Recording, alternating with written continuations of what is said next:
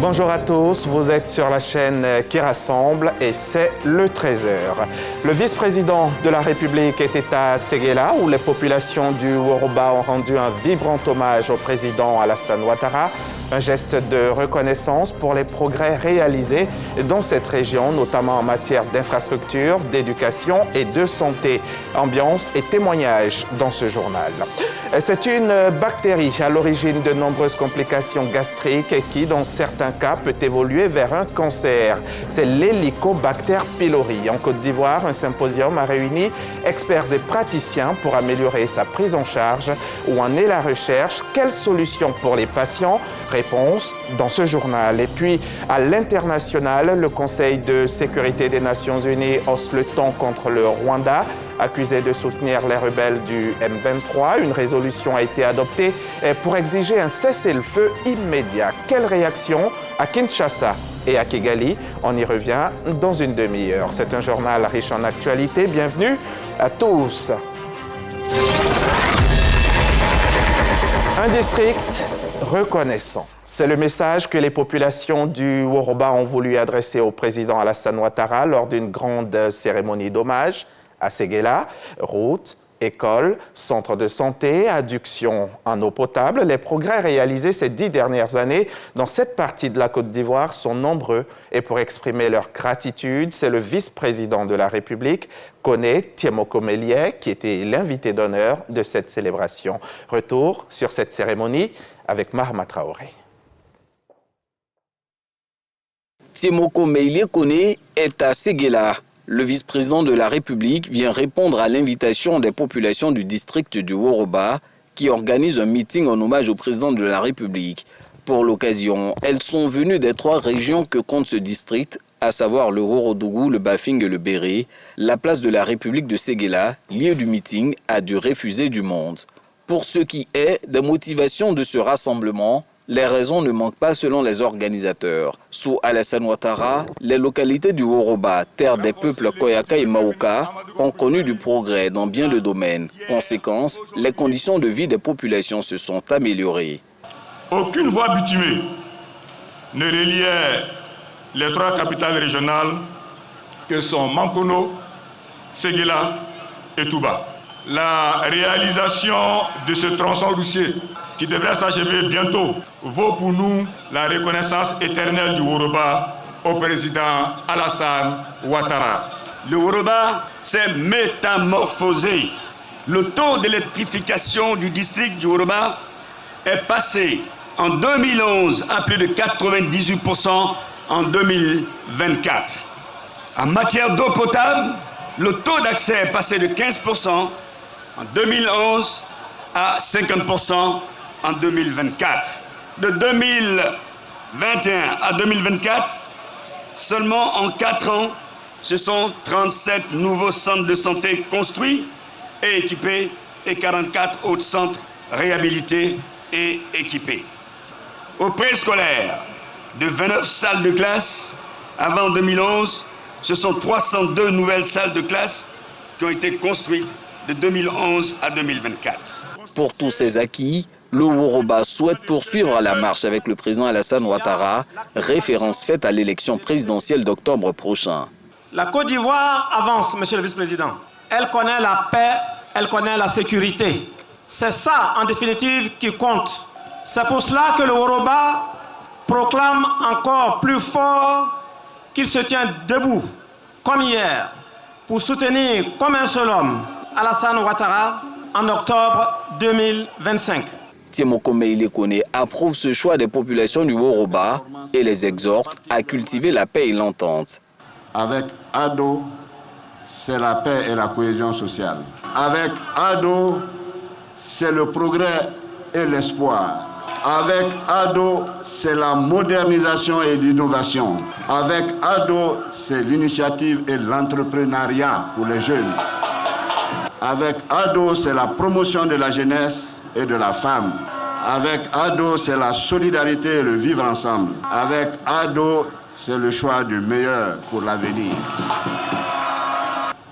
Le Woroba est un véritable carrefour ethno-culturel qui a si brillamment cultivé le vivre ensemble, je vous invite et je vous exhorte à maintenir cette belle unité, à renforcer davantage l'entente et la cohésion entre les cadres, les jeunes, les femmes et plus largement entre toutes les communautés du Woroba. Car c'est dans l'union, la solidarité, derrière le président Alassane Ouattara, que la Côte d'Ivoire continuera de prospérer sur la voie du progrès. Avant de quitter Séguéla, le vice-président de la République est allé se recueillir sur les tombes des défunts Amadou Soumaoro et Ahmed Bakayoko, respectivement ex-président de l'Assemblée nationale et ex-premier ministre, deux illustres fils du Woroba, connus pour leur engagement aux côtés du président Alassane Ouattara. On va rester dans le Woroba, mais cette fois pour parler infrastructure routière. Le vice-président Tiemoko Melia-Kone s'est rendu sur le chantier de la route Séguéla-Touba. Ce tronçon stratégique long de 126 km qui est achevé à 88%. Sa livraison est prévue pour août 2025, mais déjà les populations en ressentent les effets. Désenclavement, amélioration des échanges commerciaux, réduction du temps de trajet. C'est presque une révolution qui est en marche. Séguéla tend désormais ses bras aux autres chefs-lieux des régions du district du Woroba. Cette route neuve à peine achevée mène à Mankono, capitale de la région du Béré. Mesurant 55 km 600 de long, cette voie soulage déjà les transporteurs et les populations des villages traversés. On avait toutes les difficultés, on pouvait faire toute la journée même sur la route. Mais aujourd'hui, en moins de 45 minutes, on est déjà là. Vraiment, c'est bon. Avant, vous voyez toutes ces voitures-là, on ne voyait pas. Donc, comment est-ce que les véhicules qui transportent nos produits agricoles allaient venir ici prendre nos produits pour les acheminer vers les grands monopoles? Alors qu'aujourd'hui, vous allez voir plus de 10 remorques qui vont passer ici, venir chercher nos produits agricoles. Vraiment, nous ne faisons que prier pour le président de la République. De l'autre côté, dans le Worodougou, on retrouve un autre axe nouvellement aménagé et bitumé. C'est lui qui relie Séguéla à Touba. Sur les 126 km de long qu'il mesure autrefois, impraticable, 88 km 500 de ce tronçon sont déjà achevés, soit 80% du taux de réalisation. C'est un investissement de plus de 104 milliards de francs CFA. Ça nous permet de vraiment gagner du temps sur le trajet et aussi la sécurité y est aussi. Quelquefois même, à cause du patinage, de l'espace entre Trissasso et Chiakasso, les véhicules étaient obligés de dormir parce qu'en cas de pluie, la route était totalement coupée. Donc vous voyez qu'aujourd'hui, c'est un lointain souvenir. En moins de 30 minutes, on a suffi. Donc ça serait à moins de combien de temps? 1 heure de temps au moins, on serait à Touba. Vraiment dire merci encore au président de la République. Quitter Touba pour aller à Séguéla en 1 heure de temps, par le passé c'était pratiquement une demi-journée. On peut faire des courses, ça accélère les activités économiques, ça crée de l'emploi, ça amène tout. Ces grands travaux routiers, promesse du chef de l'État Alassane Ouattara aux populations du Woroba, viennent faciliter la connexion du district du Woroba au reste du pays. C'est une route transversale qui permet donc de relier tout le district du Woroba, allant donc de Touba, Séguéla et Mankono, qui sont donc les 3 grandes régions. Il y a beaucoup d'autres travaux qui sont prévus donc dans le district du Woroba, tout ça pour faciliter donc le mouvement des populations. À la suite du meeting d'hommage au président de la République, le vice-président Tiemoko Melia-Kone s'est rendu sur le chantier de la route Séguéla-Touba. Question de s'imprégner de l'état des travaux et d'exhorter les équipes techniques à livrer un ouvrage de qualité dans les délais fixés. Outre la liaison des pôles urbains, ces ouvrages visent également à redynamiser l'activité économique dans le Woroba, district grand producteur de cajou. Par la même occasion, Séguéla, Mankono et Touba voient leur dotation en voirie renforcée par un linéaire global d'une dizaine de kilomètres. C'était à Boussanogo depuis Mankono. L'axe Mankono-Séguéla est déjà terminé, ainsi que vous avez pu le voir. La formation professionnelle, longtemps perçue comme une voie de second choix, est aujourd'hui au cœur des enjeux du développement économique et social de la Côte d'Ivoire. Dans un monde en constante mutation où les exigences du marché du travail évoluent rapidement, il devient impératif de repenser les modèles d'apprentissage pour les adapter aux réalités actuelles.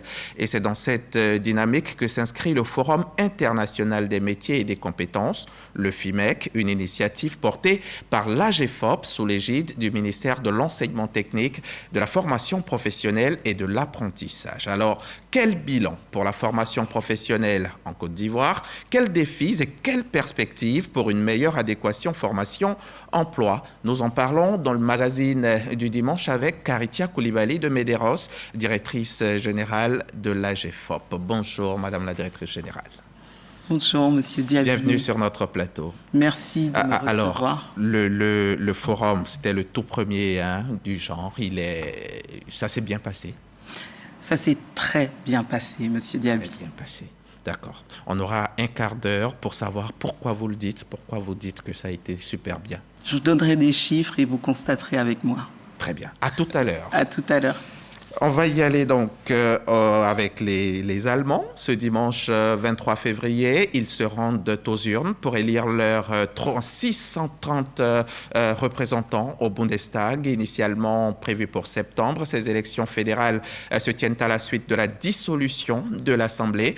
Vous le savez, le chancelier sortant n'avait pas obtenu la confiance des députés après l'explosion de sa coalition début novembre. Matthias Veltin est ambassadeur de la République fédérale d'Allemagne en Côte d'Ivoire. Il nous donne là les enjeux de ce scrutin. C'est dans un entretien exclusif qu'il a pu nous accorder et c'était avec Alexis Ouedraogo.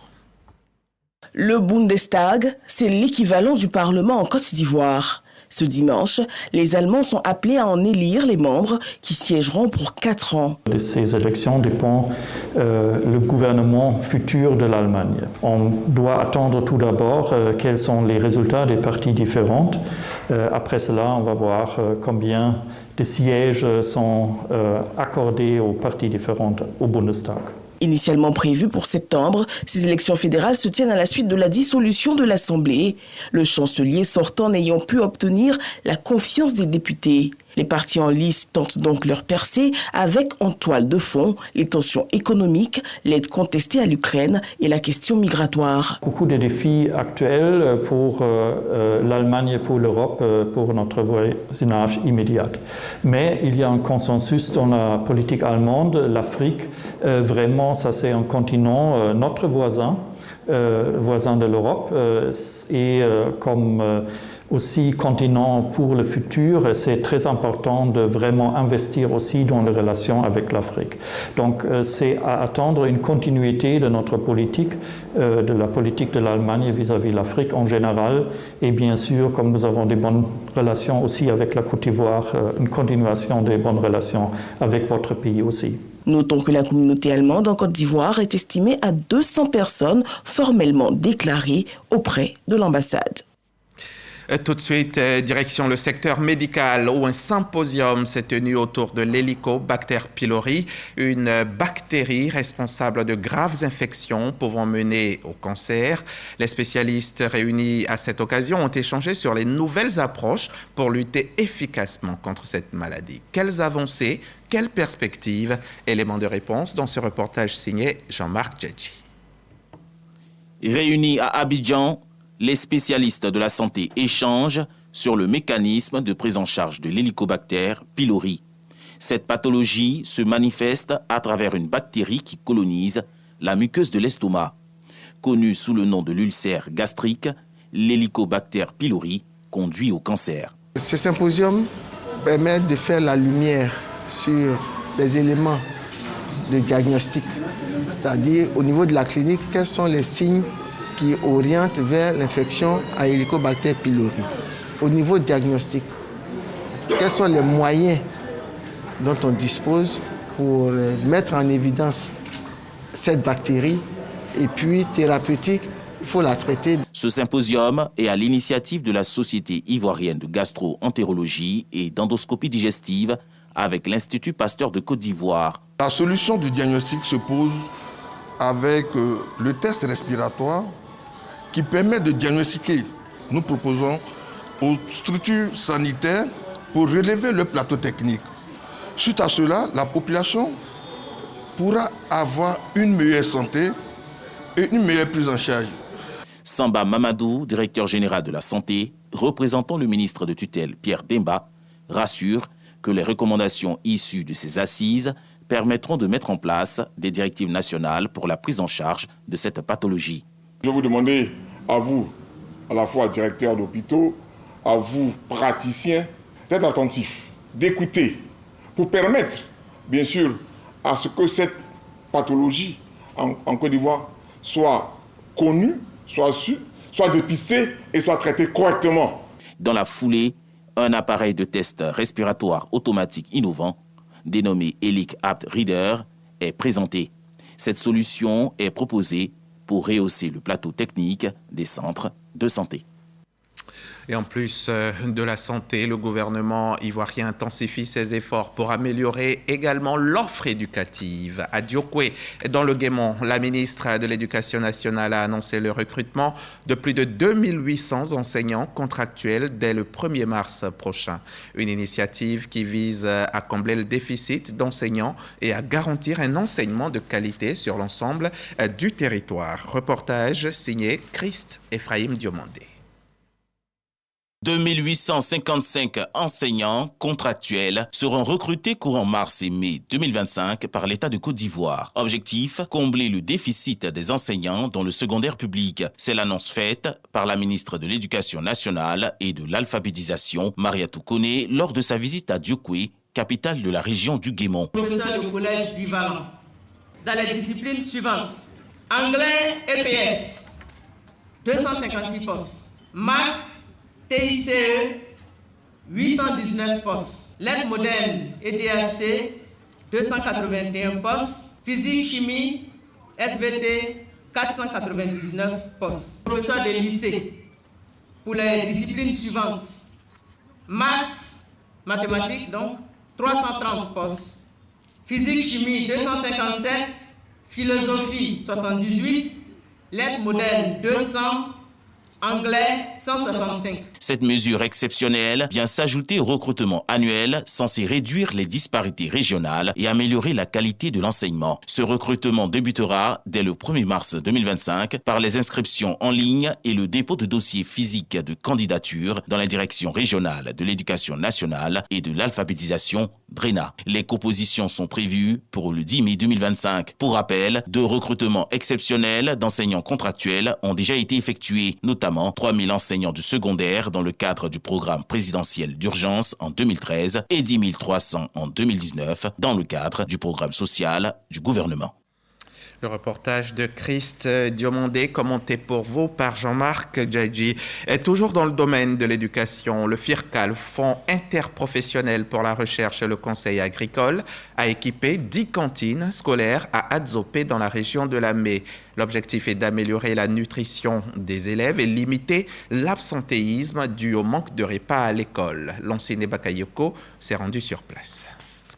Grand Koutzin, Apiadi, Agbadou, Agou, Assikwa Konde, Biebi, Biasso et Kodioussou sont les heureux bénéficiaires des dons faits par le Fonds interprofessionnel pour la recherche et le conseil agricole FIRCA. À ces dons, composés de couverts de table et de vivres, le FIRCA a ajouté des bidons d'huile et des sacs de riz. Nous avons acheté 100 assiettes par école, soit pratiquement 1000 assiettes, 1000 cuillères, 1000 gobelets et 100 carafes pour l'ensemble des kits. À cela s'ajoutent des foyers améliorés qui ont été construits au sein des cantines scolaires et également des vivres qui accompagnent ces dispositifs-là. Les élèves ont reçu ces dons dans une atmosphère de fête. Séance tenante, ils ont eu droit à un repas collectif. On va manger, on va travailler et bien on va avoir de bons résultats. Nous devons manger dans la cantine, nous devons travailler, nous devons avoir des bonnes notes. Si ces dons ont été faits, c'est grâce à l'entregent du groupement des cadres des mutuelles pour l'éducation et le développement en milieu rural. Cette organisation appelle à un entretien des kits et à la pérennisation des acquis. Nous voulons la pérennisation parce que tout ce que l'État fait, si la question de la pérennisation n'est pas au cœur des débats, il est clair que tout ce qui est fait ne continuera pas. En 2023, l'assistance du FIRCA s'était orientée vers Boisflé et Boaké. Les infrastructures, ce n'est pas seulement les construire, mais c'est aussi les entretenir. À Port-Bouët, une campagne de sensibilisation a été menée pour encourager les populations à préserver les ouvrages d'art. Une initiative de l'ONG ISPDH pour garantir la durabilité des infrastructures et améliorer la fluidité du trafic. Les détails avec David Soyo. Port-Bouët, carrefour Aquaba, au sud d'Abidjan. Sur cette place, les travaux d'infrastructure routière entrepris par le gouvernement pour rendre fluide le trafic sont visibles et impactants. Aquaba, vraiment la sécurité est vraiment très compliquée. Mais aujourd'hui, vraiment, on dit merci à Dieu avec le gouvernement. Vraiment, ça va. Il y avait l'embouteillage, la voie était rétrécie. Mais maintenant, je vois que la voie est agrandie et l'accès est facile. Ces ouvrages d'art qui facilitent le déplacement et qui embellissent la place Aquaba et les communes abidjanaises doivent être entretenus. L'ONG interafricaine pour la promotion de la santé et des droits humains, IPSDH, est justement sur le terrain pour porter ce message. Elle donne de la voix et sensibilise les usagers de la route sur l'importance de la sécurité routière. L'ouvrage a coûté des milliards de francs à l'État de Côte d'Ivoire. Il est important que chacun de nous puisse en prendre soin. Les caniveaux ne sont pas les lieux de dépotoir, donc il est important de rappeler ces petits gestes élémentaires-là à la population. Après là, nous allons rentrer dans les artères de Port-Bouët pour pouvoir encore faire du porte-à-porte, pour pouvoir toujours parler de la question de la sécurité routière qui est fondamentale. Cette action de l'ONG interafricaine pour la promotion de la santé et des droits humains, IPSDH, s'inscrit dans le cadre des missions du projet d'appui à la compétitivité du Grand Abidjan, Pakoga. Prochaine étape de la sensibilisation, le chantier de la gare lagunaire d'Abobo Doumé. La paix et la cohésion sociale étaient au cœur d'une cérémonie organisée ce samedi à Lilio par l'Association pour la solidarité et l'avenir. Lilio, c'est dans le département de Soubré. Cette célébration était un moment fort pour rappeler l'importance du dialogue et du vivre ensemble. Les précisions de Patricia Omoetia. Le président de l'association ASA insiste sur l'importance de la cohésion sociale et sur la nécessité de promouvoir le respect mutuel au sein de la communauté. Il invite les habitants de Lilio à continuer à vivre ensemble dans l'harmonie. Demandez à nos parents d'être courtois dans les propos, parce que nous sommes en période électorale. Cette année 2025 est une année électorale. Et donc on ne veut pas de dérapage, on ne veut pas de conflit. C'est pourquoi j'ai appelé les parents de tous bords politiques. Et même j'ai invité les partis politiques à venir pour dire à nos parents que nous sommes un. L'ensemble des intervenants salue cette initiative. Ils ont mis en avant l'importance de la paix et de la solidarité comme fondement d'une société prospère. Les témoignages partagés renforcent l'idée que malgré les différences, l'unité est essentielle pour le développement et la paix. Cette cérémonie va vraiment renforcer notre cohésion sociale, parce que nous étions déjà ensemble. Donc je suis vraiment ravie.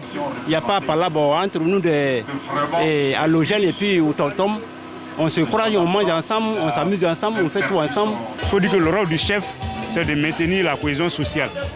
Donc s'il y a un cadre de nous, du canton, nous réunis pour parler de cohésion sociale, nous sommes heureux d'être présents pour le soutenir dans cette activité qui est la nôtre chaque jour. Au thème de la cérémonie, plusieurs dons en vivres et non vivres sont distribués. Des actions de réhabilitation de l'école de Lilio sont posées.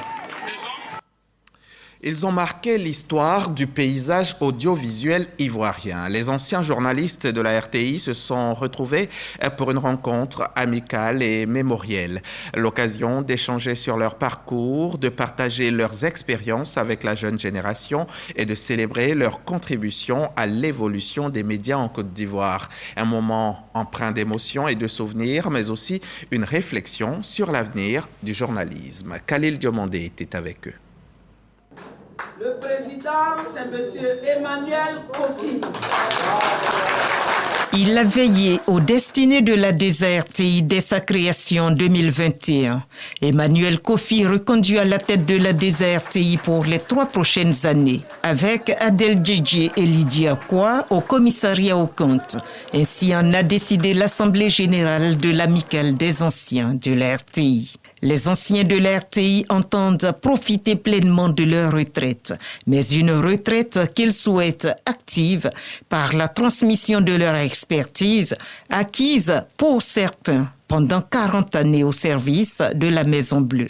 Vous avez vu dans la salle l'intérêt et la contribution qui a été celle de chacun. Pour des retrouvailles, certes, mais nous sommes encore au plan professionnel très actifs. J'ai permis, par exemple, à certains camarades de revenir travailler pour le compte de la radio-télévision ivoirienne pendant la Cannes 2024 ici. Nous pouvons apporter non seulement à notre maison, mais à d'autres structures de la place. Ces anciens journalistes, animateurs, producteurs et techniciens, pour ne citer que ces métiers de l'audiovisuel, sont également reconnaissants du soutien des autorités. Il y a la mise en place déjà de la rente viagère que le chef de l'État vient voulu accorder aux anciens. Nous sommes partis avec 20 personnes, 20 camarades qui bénéficiaient de la rente viagère. Aujourd'hui, il y en a 50. Nous avons donné notre jeunesse à ce pays-là. Je crois qu'ils planchent, ils réfléchissent à la meilleure façon de pouvoir nous aider. On le verra bien dans les prochaines semaines. Soutien réitéré par Habiba Dambélé Saoué et Anoma Kani, représentant respectivement le Premier ministre et le ministre de la Communication. Notre action à vos côtés ce jour s'inscrit dans le prolongement de ce qui a été bien fait jusqu'à ce jour. Cela est la marque de notre ferme volonté d'accompagner les anciens que vous êtes, tout en vous rendant un hommage mérité pour les années de bons et loyaux services. Avec un tel appui, l'Amicale des anciens de la RTI peut voir l'avenir avec plus de sérénité. Vous avez reconnu la voix de Victorine Yaoyobwe. À l'ère du numérique, la foi et la spiritualité prennent une nouvelle dimension. En prélude au Ramadan qui s'annonce, une conférence s'est tenue sur l'impact du digital dans la pratique religieuse. Comment les technologies peuvent-elles favoriser une meilleure compréhension des textes sacrés? Quels sont les défis liés à la diffusion de contenus religieux sur les réseaux sociaux? Voilà autant de questions qui ont été abordées par les experts réunis à cette occasion. Et Davis Oyo était sur place pour RTI. International Halal Days, une journée porte ouverte articulée autour de 2 panels avec les acteurs du digital. L'intelligence artificielle et les pratiques de l'islam sont au cœur du débat pour cette première édition. Ces journées sont prônées par tout ce qui est bon pour notre société, c'est-à-dire tout ce qui est autour, toutes les industries, et mettre en place une synergie autour des acteurs clés de notre industrie qui est le halal et qui est aussi un business model.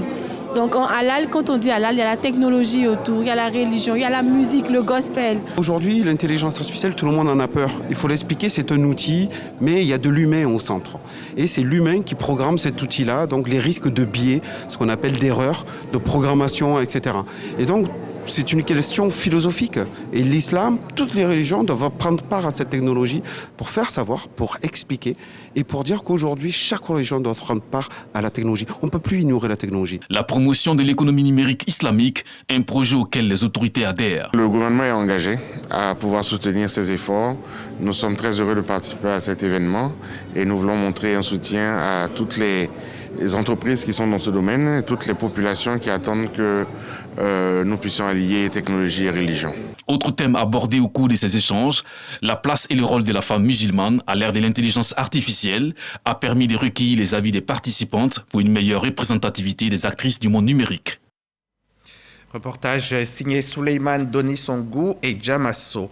Sur la scène internationale, le Conseil de sécurité des Nations Unies condamne fermement le soutien du Rwanda aux rebelles du M23 en RDC. Une résolution portée par la France appelle à un cessez-le-feu immédiat, mais Kigali continue de camper sur ses positions. Place maintenant à notre entretien avec Karitia Koulibaly de Medeiros. La directrice générale de l'AGEFOP est là pour nous parler du premier forum international des métiers et des compétences, c'est le FIMEC. Merci encore, madame la directrice générale. Suivons ensemble cet élément que nous propose Jean-Louis Bongo. faire de la formation professionnelle un moteur de croissance inclusive et durable. C'est l'ambition du Forum international des métiers et des compétences, FIMEC. Face aux mutations du marché de l'emploi, la formation technique et professionnelle doit sortir de son statut de voie secondaire pour s'imposer comme une alternative stratégique. Le ministre de l'Enseignement technique, de la formation professionnelle et de l'apprentissage insiste sur les réformes en cours. Invitée spéciale de ce forum, la présidente du Sénat, Kandia Camara, insiste sur la nécessité d'accorder une meilleure place à la formation professionnelle dans le dispositif éducatif et économique. Le Premier ministre Robert Begré-Mambé, lui, a appelé à une synergie d'action pour doter la Côte d'Ivoire d'un capital humain compétent et compétitif. Le FIMEC se poursuit jusqu'au 11 février avec des panels, des ateliers et des rencontres entre recruteurs et apprenants dans l'optique de réinventer la formation professionnelle pour l'avenir du pays. Voilà, le FIMEC, c'était du 10 au 11 février dernier. Jean-Luc Gbangbo nous en a parlé un petit peu, mais on a la directrice générale avec nous, Madame de Medeiros. Alors, pourquoi un FIMEC ? Merci, Monsieur Diaby, pour l'opportunité que vous nous offrez.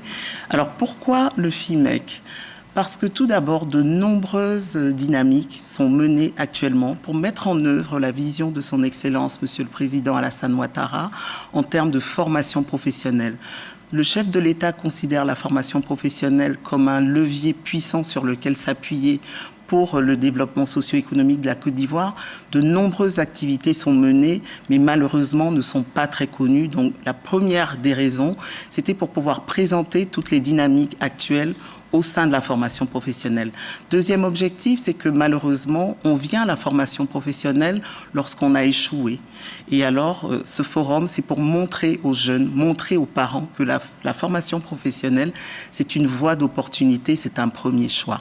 Et également, offrir aux différents acteurs nationaux et internationaux une plateforme d'échange, une plateforme de partage d'expériences pour réfléchir ensemble aux problématiques de la formation professionnelle et y apporter des solutions ensemble, écouter les attentes, les besoins des différentes parties prenantes, les jeunes eux-mêmes, les entreprises, les partenaires techniques et financiers, les collectivités territoriales, et parce que la formation professionnelle, c'est l'affaire de tous. Alors, la première édition s'est tenue. Quel bilan vous en tirez? Et puis, quelles ont pu être les retombées de ce forum? Alors, je vous disais tout à l'heure, le bilan, il est très positif pour nous. En termes de mobilisation, nous avons eu plus de 2000 jeunes pour la première journée en présentiel, plus de 1500 la deuxième journée, et ils sont restés avec nous pendant ces 2 journées. Pendant les réflexions, ils ont participé. Donc, en termes de mobilisation physique, il y avait plus de 5000 personnes connectées en direct sur les 2 jours. En termes de présence de personnalité, puisque au plus haut sommet de l'État, cette question intéresse. Nous avons eu la présence de son Excellence, Monsieur le Premier ministre, Monsieur Robert Begré-Mambé. Nous avons eu la présence de la présidente du Sénat, son Excellence, Madame Kandia Kamisoko Camara. Nous avons eu Monsieur Paul Kofi Kofi, ancien ministre de la formation professionnelle, qui est actuellement commissaire à l'UMOA. Nous avons eu 44 panélistes. Nous avons eu votre ministre de tutelle également. Bien sûr, bien entendu. Notre ministre de tutelle, Monsieur le ministre Kofi Nguessan, qui a vraiment porté cette première édition. Et en termes de bilan, donc le contenu même scientifique de ces échanges, des sujets comme réfléchir sur les mécanismes innovants du financement de la formation professionnelle, parce que c'est une formation qui coûte cher, sur l'adéquation, un meilleur engagement du secteur privé dans cette adéquation formation-emploi, les passerelles entre les différents ministères de la formation, de l'éducation, de l'enseignement supérieur, de la formation professionnelle. Donc en termes de mobilisation, en termes de personnalité, d'engagement, en termes de contenu scientifique, en termes d'experts internationaux qui ont participé, nous en avons eu plus d'une dizaine venus des États-Unis, du Maroc, du Burkina Faso, du Sénégal et j'en passe. Nous pensons que le bilan est vraiment positif. En termes de retombées, on peut dire déjà que cela a contribué déjà à rehausser, on va dire, à valoriser l'image de la formation professionnelle. Ce n'est pas encore terminé, nous n'en sommes qu'au début. Il y a eu des synergies d'action, il y a eu des partenariats qui se sont tissés et des conclusions qui seront transmises aux autorités très bientôt. Donc, bilan positif. D'accord, un forum, d'accord, le forum, la toute première édition, vous l'avez faite, le bilan, il est positif, vous l'avez dit. Mais la formation professionnelle, on ne cesse de le répéter, dans le reportage, on l'a dit, vous-même vous l'avez évoqué, la formation professionnelle est perçue comme une voie secondaire. Vous avez fait un forum, mais en plus du forum, qu'est-ce que vous faites au niveau de l'AGEFOP pour changer cette image véritablement ?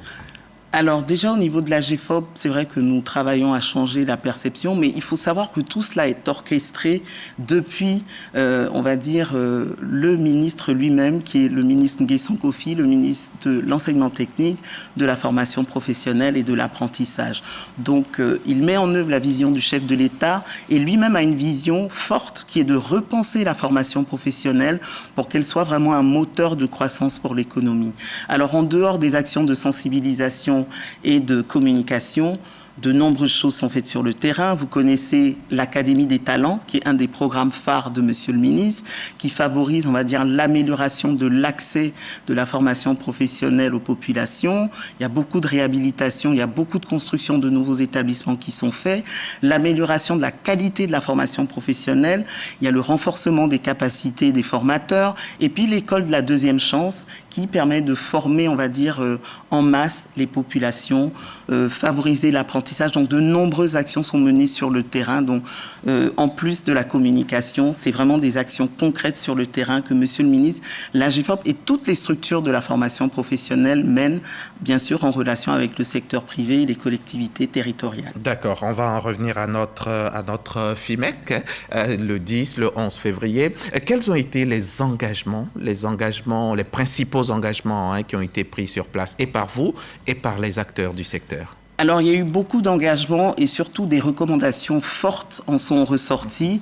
Nous sommes en train de les retranscrire dans un livre blanc qui sera transmis à Monsieur le ministre de la formation professionnelle, qui le transmettra à son tour, ce livre blanc, au chef du gouvernement, qu'il transmettra à son tour au chef de l'État. Et ce sont des engagements forts qui ont été pris, plus d'engagements du secteur privé dans la co-construction des programmes de formation, plus d'engagements du secteur privé pour offrir des postes d'apprentissage aux jeunes, parce qu'aujourd'hui, ce qui a été recommandé et ce qui est déjà en train d'être mis en œuvre, c'est un dispositif d'alternance. Donc 75% de la formation se fait en entreprise, contre 25% en cours théorique. Et je pense que lors de la cérémonie d'ouverture, son Excellence, Monsieur le Premier ministre, en parlait, la formation professionnelle, c'est des formations pratico-pratiques qui rendent opérationnelles tout de suite. En termes de recommandations et d'engagement, les jeunes eux-mêmes ont été sensibilisés pour qu'ils comprennent que les compétences, ils doivent les avoir pour qu'ils puissent avoir un passeport fort pour l'avenir. C'est à eux de prendre les décisions. C'est vrai que les parents n'ont pas une très bonne opinion de la formation professionnelle, mais c'est à eux de prendre leur destin en main. Les jeunes eux-mêmes. Voilà. Et en termes peut-être de recommandations, il y en a eu beaucoup. Nous vous transmettrons également le livre blanc, mais c'est également l'introduction de tout ce qui est soft skills dans la formation, parce qu'au-delà des compétences techniques, il a été vraiment recommandé par les entreprises que nous puissions insérer dans les curricula, dans les programmes de formation, tout ce qui est compétences de vie, compétences comportementales et bien sûr, à l'ère du numérique, il faut aussi donner des compétences numériques aux jeunes. Et il faut le rappeler, vous l'avez évoqué tout à l'heure, les entreprises privées ont été impliquées dans cette édition. Alors, quelles sont leurs attentes, ces entreprises? Alors, les attentes des entreprises, c'est d'avoir de la main-d'œuvre qualifiée. Et donc, elles souhaitent qu'on puisse justement faire en sorte que les formations, les curricula soient en adéquation avec leurs besoins. Et c'est le rôle, la première mission de l'AGEFOP, d'aller justement auprès de ce secteur privé, l'interroger, quels sont leurs besoins en compétences et traduire ces besoins-là en référentiel de formation, en curricula. Donc, ils souhaitent avoir de la main-d'œuvre qualifiée pour réaliser des profits. C'est leur première mission à eux. Et justement, nous travaillons à cela pour satisfaire leurs demandes. Alors, vous les formez, ces jeunes-là, mais il ne faut pas que les former. Leur insertion sur le marché du travail, c'est quelque chose aussi de très important. Alors, quelle stratégie vous mettez en place pour que cela se fasse, pour améliorer cette insertion? Alors, pour améliorer l'insertion, c'est déjà de partir des besoins du marché, partir de la demande. Je vous expliquais tout à l'heure, en partant des besoins en compétences des entreprises, on produit des programmes de formation pour satisfaire ces besoins-là, mais d'ailleurs en associant ces professionnels des métiers pour écrire ces curricula pour qu'ils répondent aux besoins. Ça, c'est la première des stratégies. La deuxième des stratégies, on parlait de l'alternance, c'est d'impliquer les entreprises, leur faire comprendre qu'il faut absolument qu'elles puissent offrir des postes de stage, mais d'apprentissage surtout aux jeunes pour qu'ils soient formés. Et en termes d'insertion, bien sûr, travailler avec ces entreprises-là, mais travailler aussi avec les autres structures de placement, d'insertion, aussi bien du public que du privé, pour qu'on forme des jeunes, mais à viser vraiment d'insertion. Alors, c'est quoi les secteurs d'activité les plus en demande aujourd'hui? Je crois savoir que le BTP, c'est le champion du secteur. Le BTP, c'est le champion. Vous savez que la Côte d'Ivoire est en chantier, aussi bien donc à Abidjan qu'à l'intérieur du pays. Mais également le numérique, beaucoup de demandes en développeurs. Tout ce qui est transformation agricole, transformation agroalimentaire. Dans le numérique. Dans le numérique, mais également en termes techniques.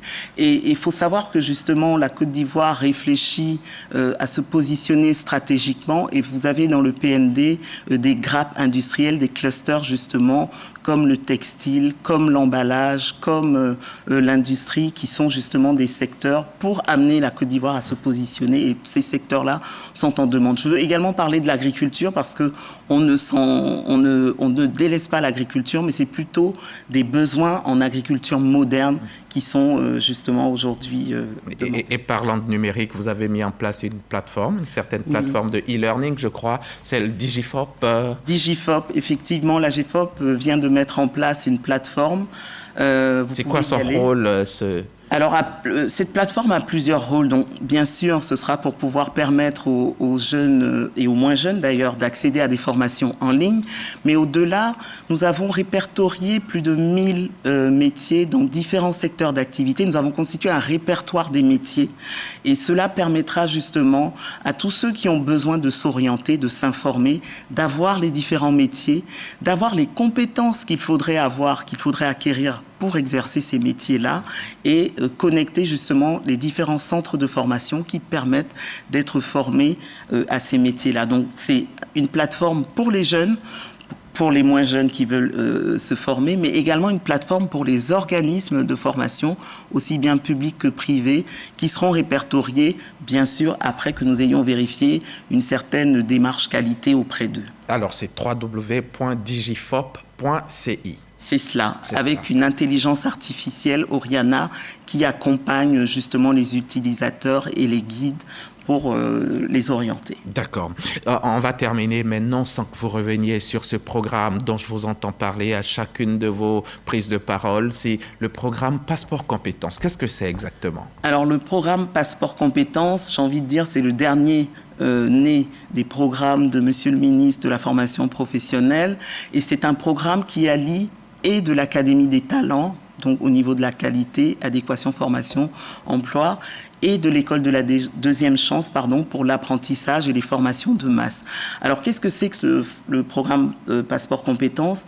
Ce sont toutes les missions de l'AGFOP que nous mettons en œuvre de bout en bout, mais en collaboration avec les collectivités territoriales. Alors, je vous explique, la phase pilote, ce sera avec le Sud Komoué, la région du Sud Komoué, mais également le district des Savanes, avec la région du Poro, du Tchologo et de la Bagoué, et pour la commune de Yopougon, avec la zone industrielle. Alors, en quoi ça consiste?